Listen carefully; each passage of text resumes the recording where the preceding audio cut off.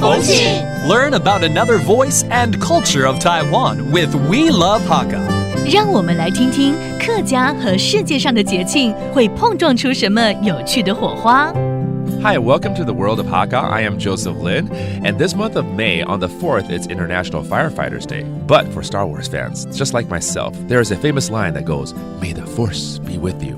Sounds like May the 4th be with you. So May 4th is also Star Wars Day.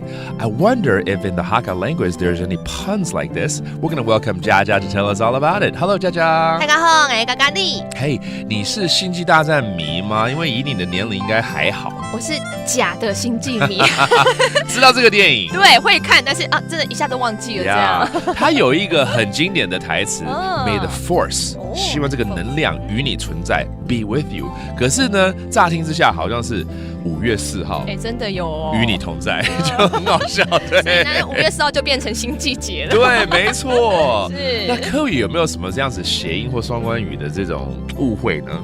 我觉得会不知不觉变成一个误会，但是其实真的不是故意的。Okay. 比方说我们常会说，这个电影很棒，很好看，我们就说懂腔。然后听起来我们流行语会觉得说是怎么样，很醉了，然后变很傻。你也太醉了吧，太腔了吧。对耶，客语里面腔其实是棒的意思，是 ，right？ 没错。In Hakka, 腔 means great, but in a buzzword in Mandarin, it becomes like you're drunk. 还有呢？其实还蛮多跟英文蛮像的。是吗？所以很多人说你客语好的话，英文也不错。怎么说？常常我们会讲说蝙蝠的客家话你会吗？考你。这个没教过Batman 就是蝙蝠侠。对，可是呢，在客家话我们会想说 people，是很像人们的感觉。但是呢，要记得这个 p 是短短的所以讲 people。That means actually a bat, not a person or people, right？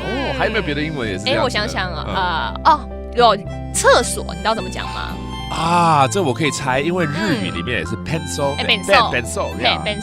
但是客家话我们讲偏瘦，就听起来像铅笔。对，偏瘦。你跟朋友说你需要去厕所，就会一直拿铅笔。真的会这样子哦。